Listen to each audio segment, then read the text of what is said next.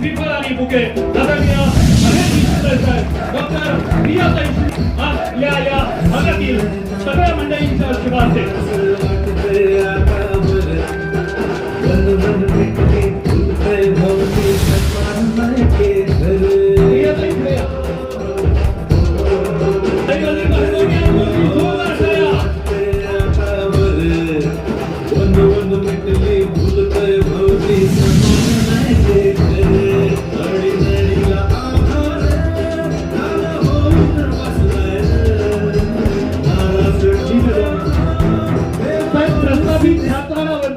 प्रस्थापितांच्या छाताडावरती उभारणारा Bharatiya Janata party या जिल्ह्यात या विधानसभा मतदारसंघामध्ये उभा करण्याचा प्रयत्न केला ती गदा आपल्या खांद्यावरती दिली जाते. टाळी कशी वाजवायची दोन्ही हातवरती जोरदार टाळी. मनापासून धन्यवाद. आणि यानंतर 2 मिनिटं मी विनंती करतो पाटील यांचा जोरदार टाळ्या झाल्या पाहिजे या ठिकाणी आपल्याला तो दिला जातो. मनापासून धन्यवाद पाटील मॅडम, आपल्याही मनापासून धन्यवाद. आणि यानंतर साहेब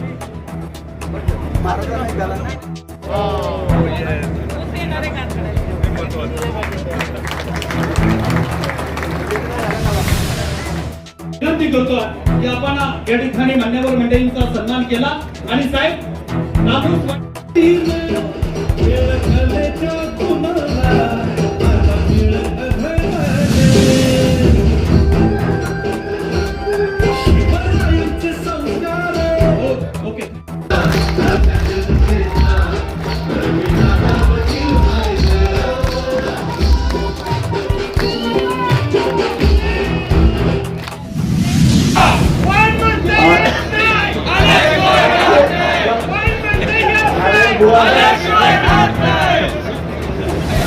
अरे म्हणायला तरी थोडं शिल्लक आहे ती सगळी आता जिल्हा परिषद मध्ये कशी दावली असं तुम्ही बघितले ना. आणि कशाला नादाला लागते त्या शांत दावली. आज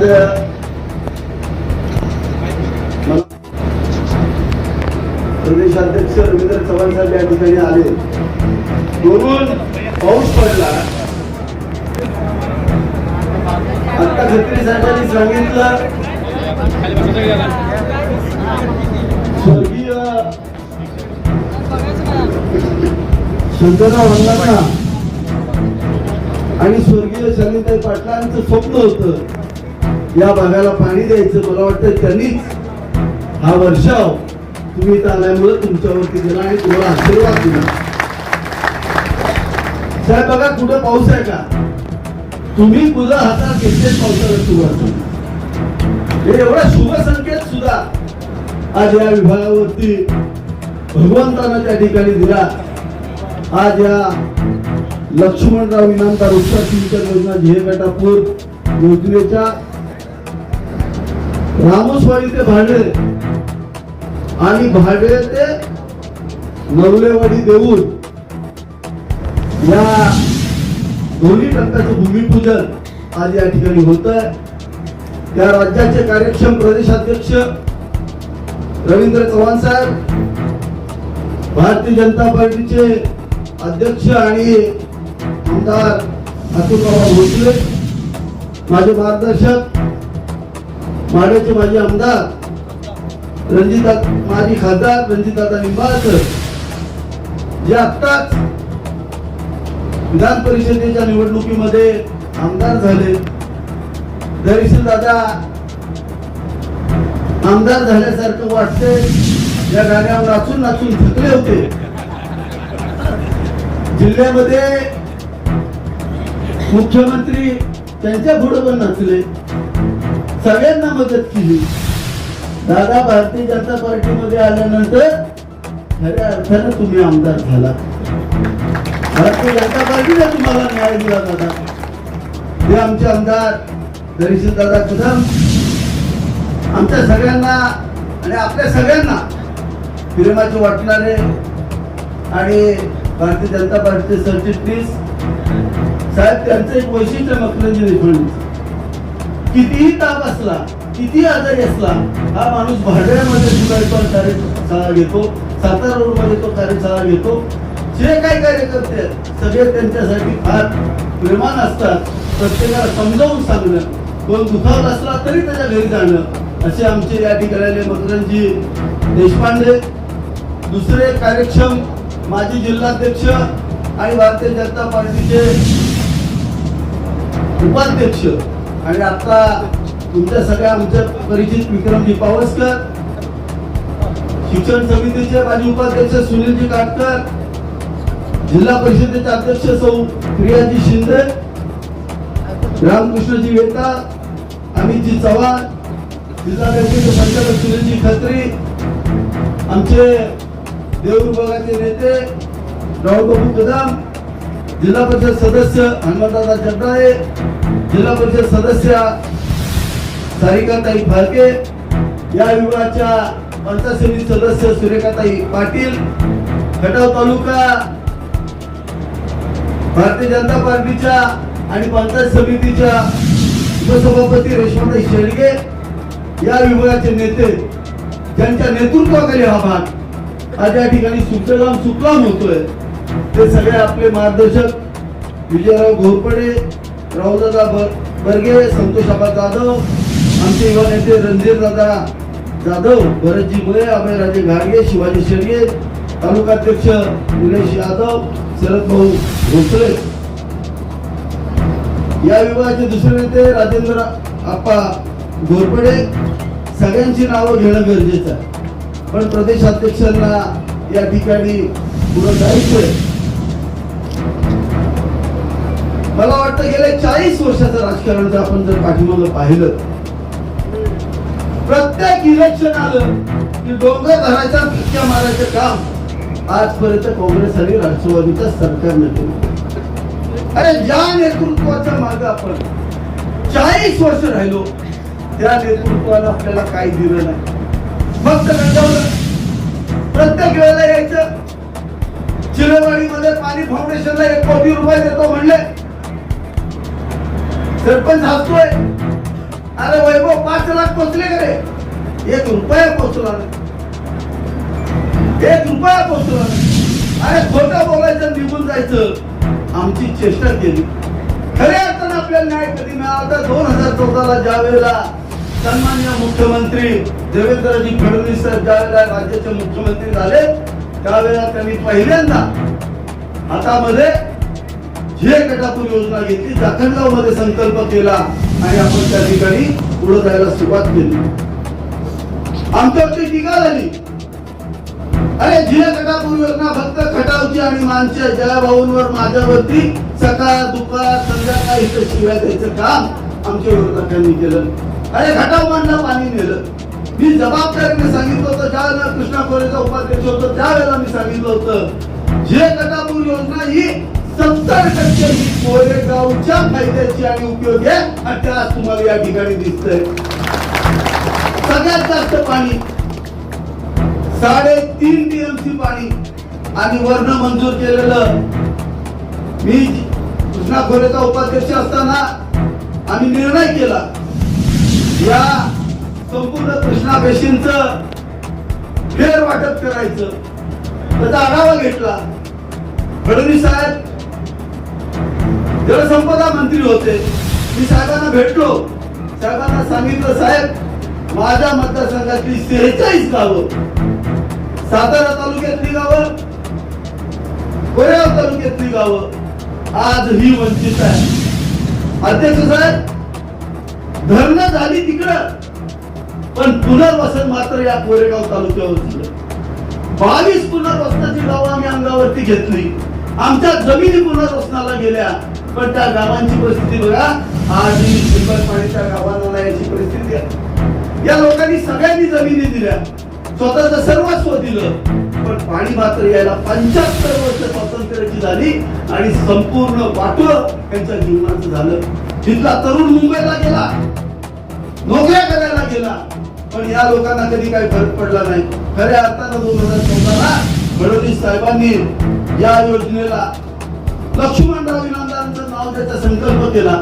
साहेबांच्या लक्षात आणून दिलं आम्ही की साहेब, नरेंद्रभाई मोदींचे गुरु, पंतप्रधानांचे गुरु हे खटावचे आहेत. मकरंदजी, आपण संघाची फार मोठी बैठक त्या ठिकाणी घेतली.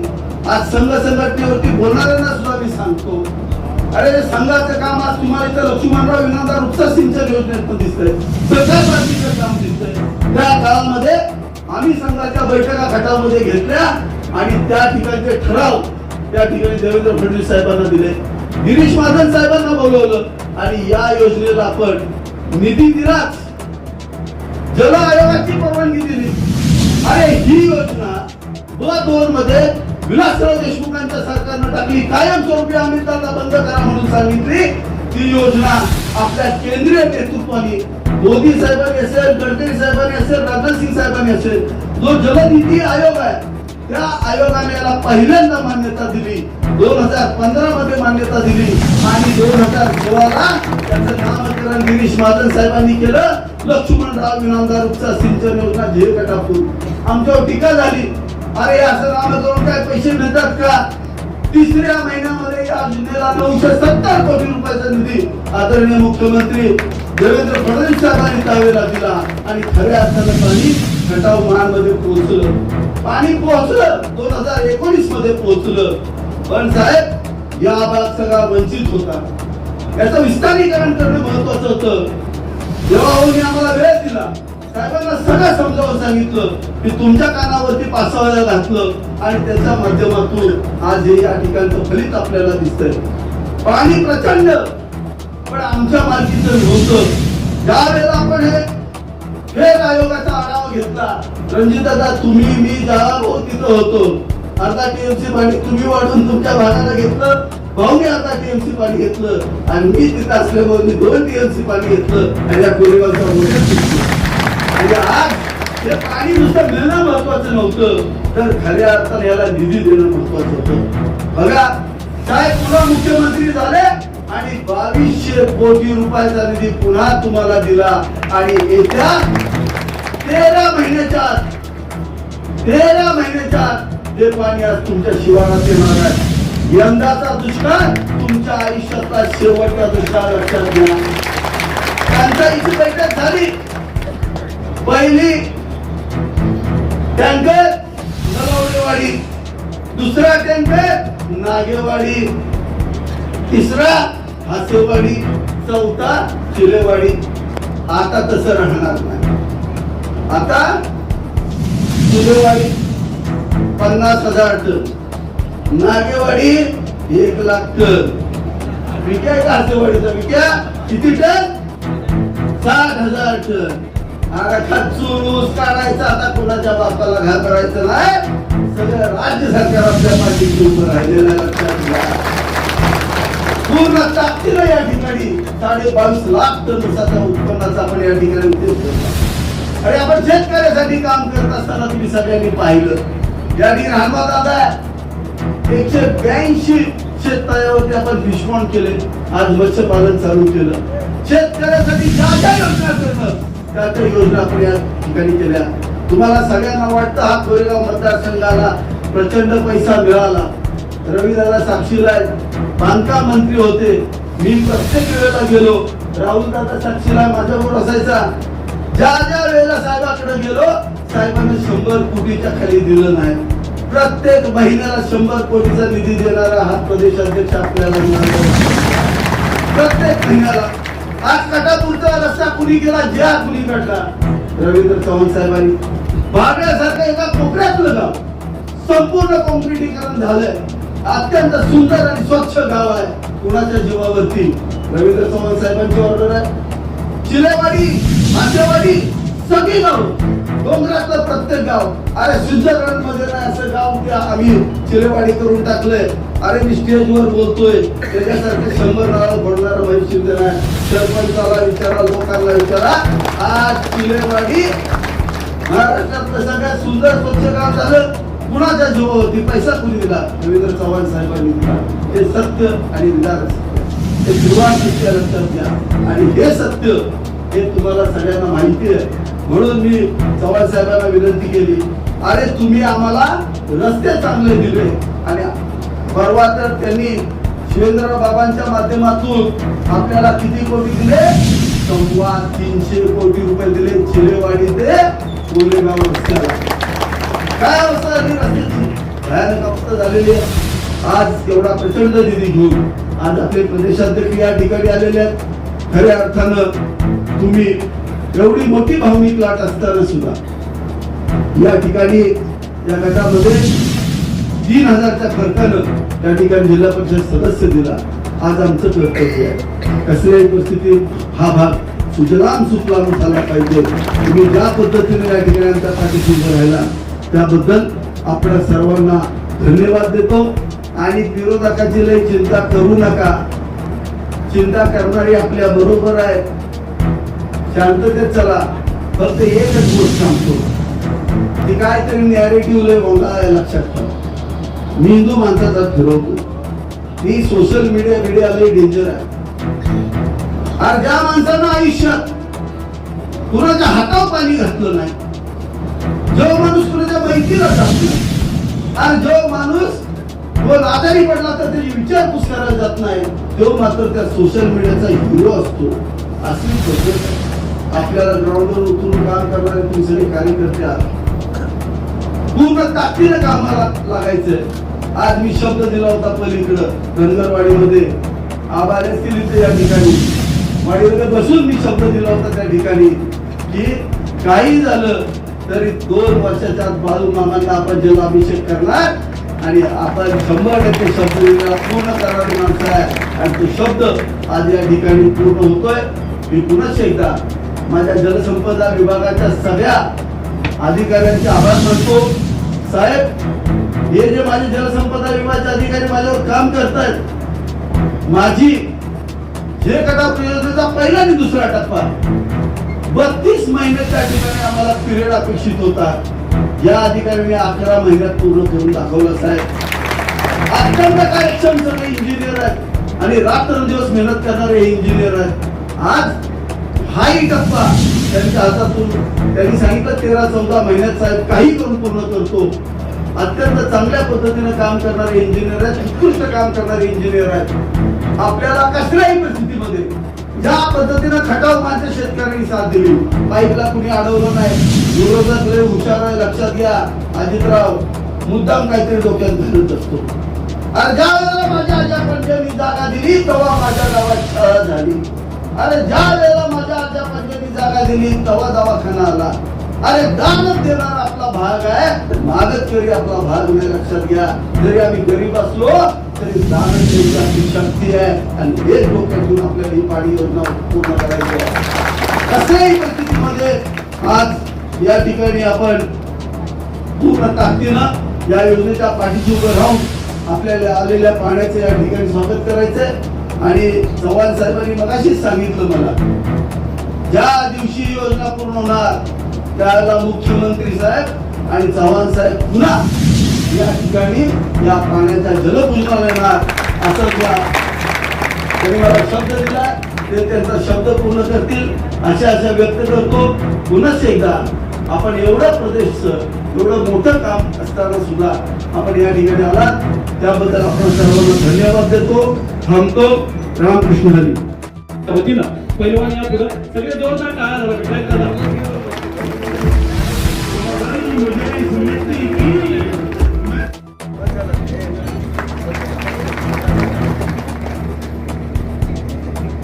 अध्यक्षपद या ठिकाणी दिलं जातं. मनापासून धन्यवाद.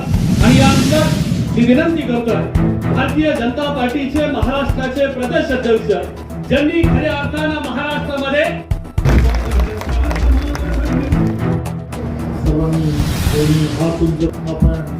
घोषणा द्यायची आहे. बोला भारत वंदे वंदे भारतीय जनता पार्टीचा. तर कार्यक्रमामध्ये अतिशय उत्साह येतो. निवेदकाला जरा जोरात टाळ्यावरून त्याचंही स्वागत करायला कार्यक्रम में जान लाने का काम. त्यामुळे खरं तर आजचा हा कार्यक्रम आणि या कार्यक्रमाच्या निमित्ताने मी सबस्टिट्यूट म्हणून आलेला खेळाडू आहे. सबस्टिट्यूट यासाठी खरं तर विजय पाटील साहेब स्वतः या कार्यक्रमाला आज येणार होते, परंतु आपल्याला माहित आहे देवेंद्रजी आज त्यांच्या भागांमध्ये असल्यामुळे ते आज येऊ शकले नाही. त्यामुळे आपल्या सर्वांना मला ते त्यांनी सांगायला सांगितले की मी नंतर कधीतरी एक दिवस नक्कीच या भागामध्ये येईन आणि आपल्या सर्वांना जे काही या संदर्भामध्ये जर कदाचित पुढच्या काळामध्ये काही अडचणी असतील तर त्या नक्की सोडवण्याचा प्रयत्न करू. आज आपण सर्वजण या कार्यक्रमाच्या निमित्ताने या ठिकाणी एकत्र जमला. खरं तर देशाचे पंतप्रधान आदरणीय नरेंद्र मोदीजी, त्याचबरोबर महाराष्ट्राचे लोकप्रिय असे मुख्यमंत्री आदरणीय देवेंद्रजी, या दोघांच्या नेतृत्वामध्ये महाराष्ट्र आणि महाराष्ट्रातील असणारी 70-75 वर्ष असणारी जी पाण्याची भूक आहे, ही भूक तहान ज्याला म्हणतो, हे भागवण्याचं काम या दोन मंडळींनी सातत्याने केलंय असं मला या निमित्ताने सांगावंसं वाटतं. खरं तर हा संपूर्ण भाग, इथली असणारी भौगोलिक परिस्थिती आणि या भौगोलिक परिस्थितीमध्ये तिथल्या असणाऱ्या प्रत्येक शेतकऱ्याच्या जीवनामध्ये आनंद निर्माण झाला पाहिजे,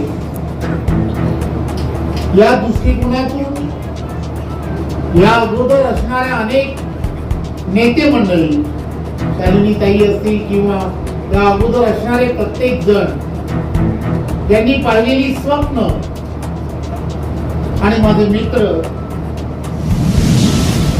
की आपण सर्वांनी त्याला विश्वासाने या भागातील प्रतिनिधित्व करण्याची संधी दिली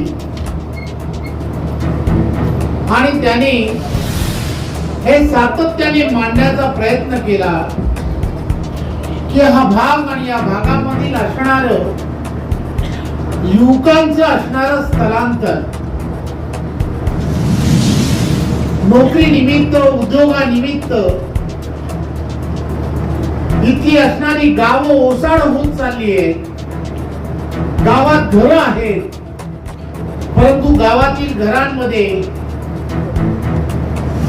माता भगिनी यांच्या सगळ्यांच्या नजरा शहराकडून येणाऱ्या त्या कुटुंब प्रमुखाकडे लागलेल्या आहेत.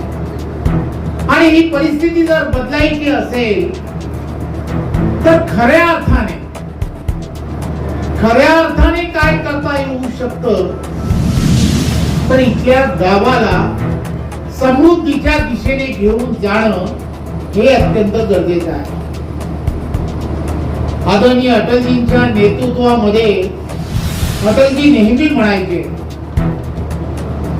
की एखादं गाव जर समृद्धीच्या दिशेने न्यायचं असेल तर त्या गावामध्ये पहिला रस्ता गेला पाहिजे. आणि त्यावेळेच्या काळामध्ये प्रधानमंत्री त्या नावाने सुरू झालेल्या योजना आणि त्या योजनांच्या माध्यमातून गावांमध्ये खऱ्या अर्थाने समृद्धी आणण्याचं काम हे त्यावेळेच्या काळात केलं.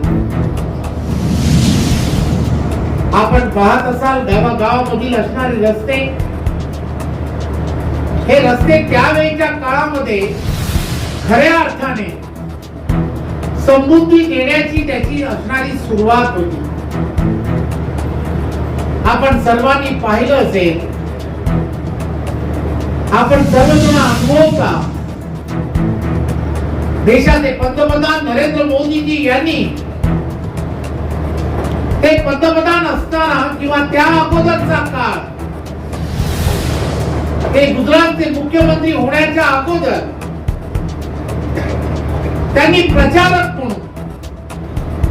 म्हणून संपूर्ण देशभरामध्ये त्यांचा झालेला प्रवास, त्यांच्यावरती झालेले संघाचे संस्कार, आज ही योजना तुम्ही आम्ही सर्वजण येणाऱ्या काळामध्ये अनुभवणार आहात.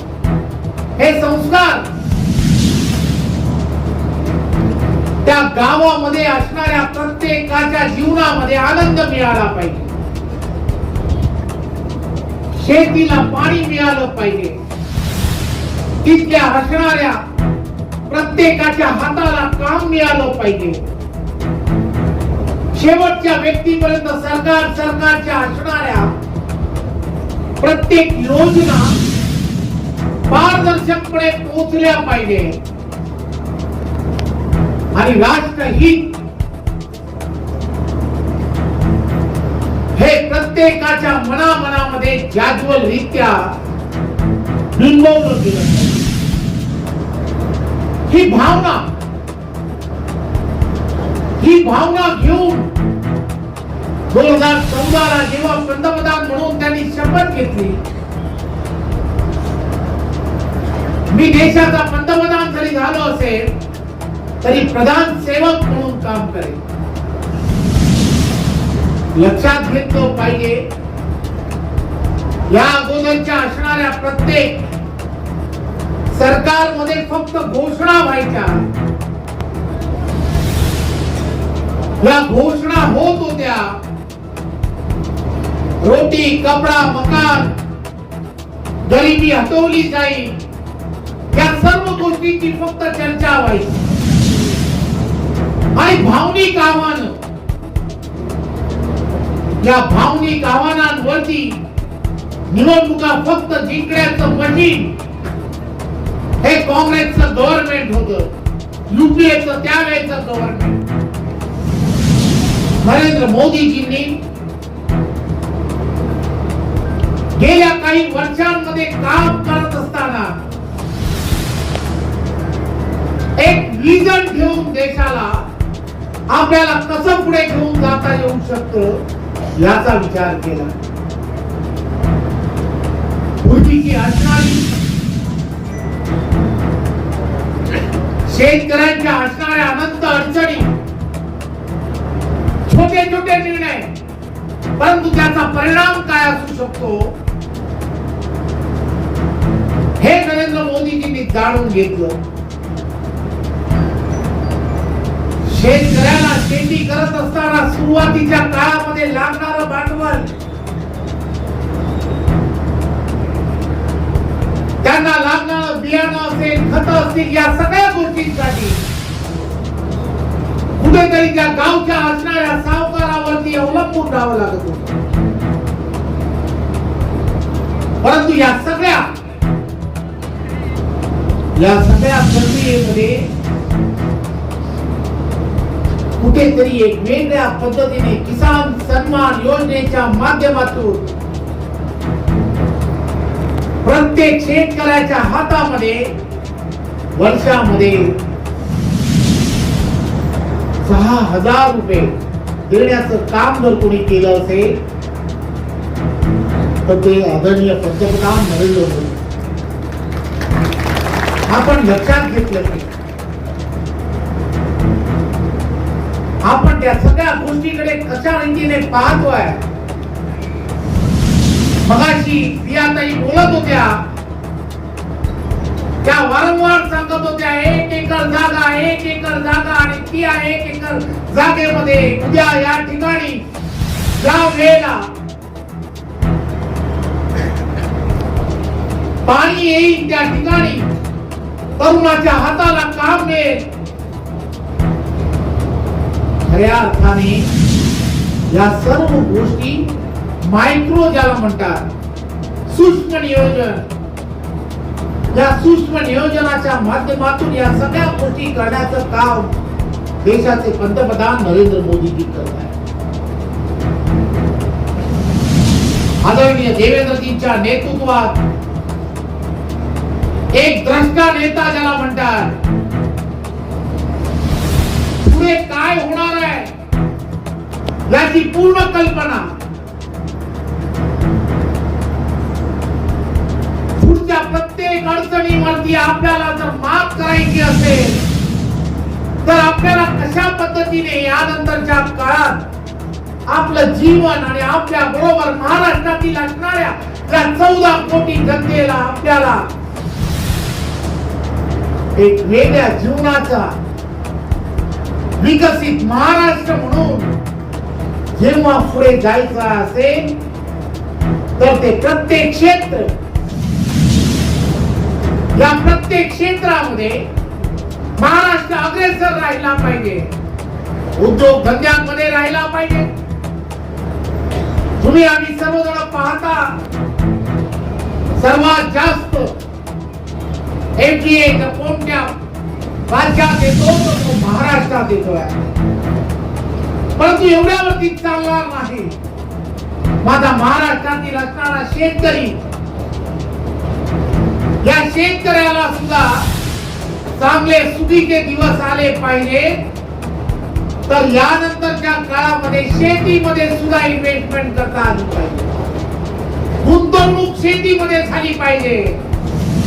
आणि खऱ्या अर्थाने शेतीमध्ये गुंतवणूक जर करायची असेल तर त्याचे मार्ग काय याचा विचार करणारा नेता म्हणजे महाराष्ट्राचे लोकप्रिय मुख्यमंत्री देवेंद्र फडणवीस आहेत, हे आपण सर्वांनी लक्षात घ्या. आज या कार्यक्रमाच्या निमित्ताने आपण इथे आहोत.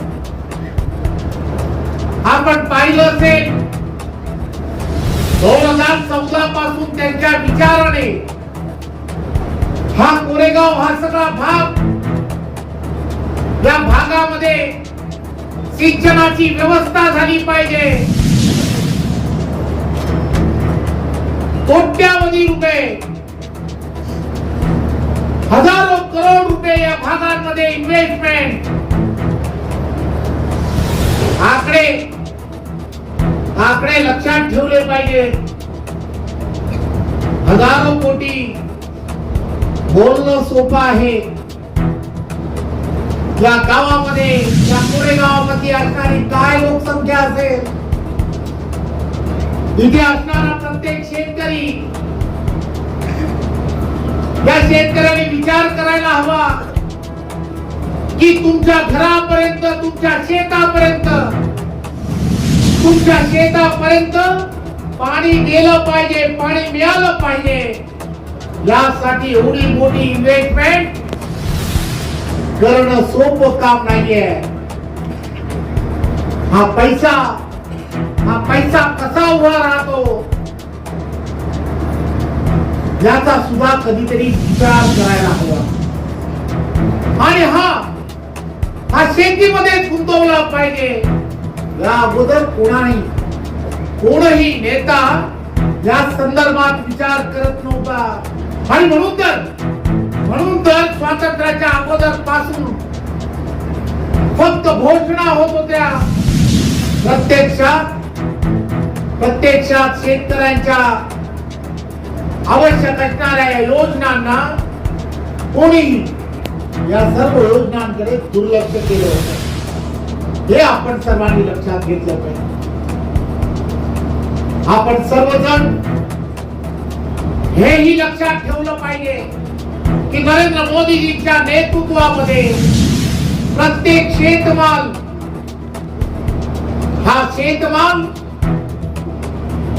प्रत्येक त्या गावामधील असणाऱ्या, त्या शेतीच्या असणाऱ्या त्या जागेपर्यंत बांधण रस्ता झाला पाहिजे. म्हणजे इतकी असणारी जे पीक आहे ते वेळ बाजारपेठेपर्यंत पोहोचेल. नाशवंत असणारं प्रत्येक पीक, त्या पिकाला सुद्धा गोडाऊन्स मध्ये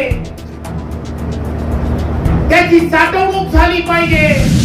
यासाठी सुद्धा केंद्र शासन असेल, राज्य शासन दोन्ही बाजूने विचार करतात. आपण सर्वजण भाग्यवान आहोत की देशाचे पंतप्रधान नरेंद्र मोदीजी यांच्या नेतृत्वामध्ये आणि देवेंद्रजींच्या नेतृत्वामध्ये असणारं महायुतीचं सरकार,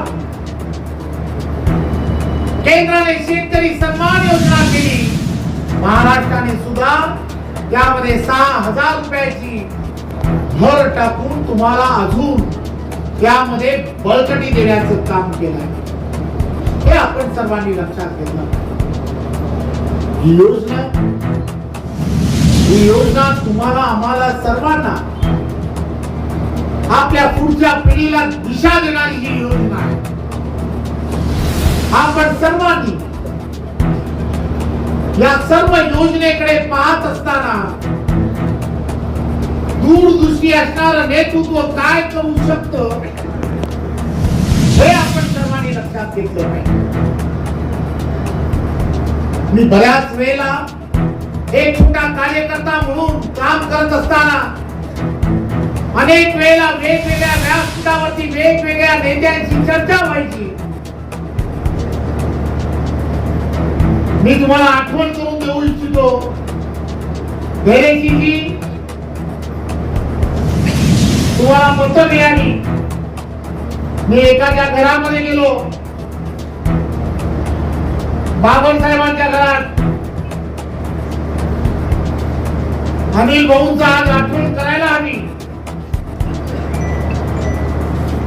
मला आठवतं की ते जेव्हा जेव्हा विचार करायचे तेव्हा तेव्हा त्यांच्या डोक्यामध्ये एकच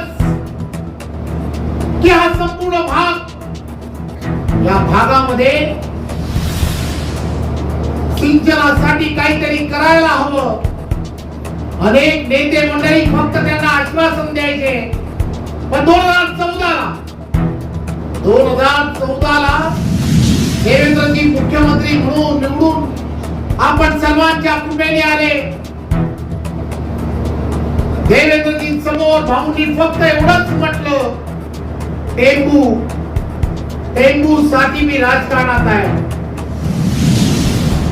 टेंबू साठी जर पैसे दिले तर नक्कीच त्या भागाला एक वेगळ्या पद्धतीचं रूप देईल. देवेंद्रजींनी तात्काळ त्या गोष्टीचा विचार केला आणि त्या भागाला सुद्धा सिंचनाखाली आणण्यासाठी त्यांचं सर्वात मोठं योगदान आहे. मी आज त्याची आठवण यासाठी सांगतो की ते जेव्हा जेव्हा मला भेटायचे तेव्हा तेव्हा ते एकच गोष्ट म्हणायचे, राजकारणाच्या बाहेर जाऊन मी फक्त एकच गोष्ट सांगतो रवी,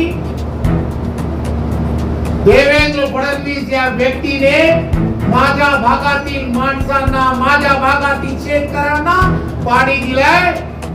राजकारणाच्या पलीकडे जाऊन जर त्याच्या पाठीशी उभं राहण्याची वेळ आली तर मी आणि बाबर मी त्यांच्या पाठीशी खंबीरपणे उभा आहे.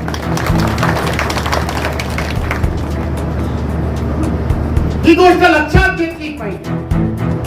राजकारणाच्या पलीकडे जाऊन सबका साथ सबका विकास या माध्यमातून आपण सर्वजण देशाचे पंतप्रधान नरेंद्र मोदीजी यांच्या नेतृत्वात, आदरणीय देवेंद्रजींच्या नेतृत्वात कुठेही राजकारण न करता हा महाराष्ट्र आणि महाराष्ट्रातील असणारी प्रत्येक योजना आणि या योजनांसाठी अविरतपणे काम करणं ही जबाबदारी देवेंद्रजींच्या नेतृत्वात महायुतीचे सरकार करणार. त्यामुळे येणाऱ्या काळामध्ये आपण सर्वजण हे दिवसही आठवले पाहिजे की 14 तास लोडशेडिंग आणि या 14 तास लोडशेडिंग असणाऱ्या महाराष्ट्राला आज तुम्ही आणि आम्ही सर्वजण पाहतो. देवेंद्रजींच्या दूरदृष्टीमध्ये आज महाराष्ट्रामध्ये आपण सर्वजण पाहतो की अपारंपरिक ऊर्जा निर्मितीसाठी देवेंद्रजींनी केलेले विशेष प्रयत्न आणि त्यामुळे आज तुम्ही आम्ही सर्वजण पाहतो की 24/7 वीज प्रत्येकाच्या घरात तर आहेच, परंतु प्रत्येकाच्या शेतीला लागणारा सौर पंप हा सुद्धा देण्याचं काम देवेंद्रजींच्या नेतृत्वात होत आहे. हे आपण सर्वांनी लक्षात घ्या. आपण सर्वजण महेशजी यांच्या नेतृत्वात इथे व्यासपीठावरील असणारा प्रत्येक जण हा खंबीरपणे तुमच्या पाठीशी आहे. त्याचं कारणच एक आहे, विश्वास, प्रचंड विश्वास. मी काल फक्त असंच म्हणालो की मी कार्यक्रमाला येण्यासाठी प्रयत्न करतो आणि संघटनात्मक दृष्ट्या इथे असणारी टीम, बुधवरती असणारा प्रत्येक कार्यकर्ता, या कार्यकर्त्यांनी आज एवढी मोठी तयारी करून या भागामध्ये ही सभा घेतली. मी आपणा सर्वांचं खरं तर मनपूर्वक धन्यवाद देतो आणि आभारी मानतो. आणि आपल्याला सर्वांना एवढंच आश्वासित करतो की येणाऱ्या काळामध्ये कठीण काळ आहे, परंतु या कठीण काळामध्ये संघटना सर्वात मोठं मोलाचं काम करतं. मला खात्री आहे की इथे असणारे या डिपार्टमेंट मध्ये अधिकारी लवकरात लवकर हे काम पूर्ण होईल यासाठी प्रयत्न करतीलच. परंतु जसं मी महेशला सांगितलं, काही नाही तसं आश्वासित केलं की हे काम जसं पूर्ण होईल त्यावेळेला जलपूजनासाठी देवेंद्रजी नक्कीच या कार्यक्रमाला येतील त्याची मी खात्री देतो. आणि पुन्हा एकदा आजच्या या कार्यक्रमाला ईश्वराने सुद्धा आपल्याला आशीर्वाद दिलाय, त्यामुळे तुमचं काही वाकडं होत नाही एवढंच फक्त सांगतो. धन्यवाद. जय हिंद, जय महाराष्ट्र.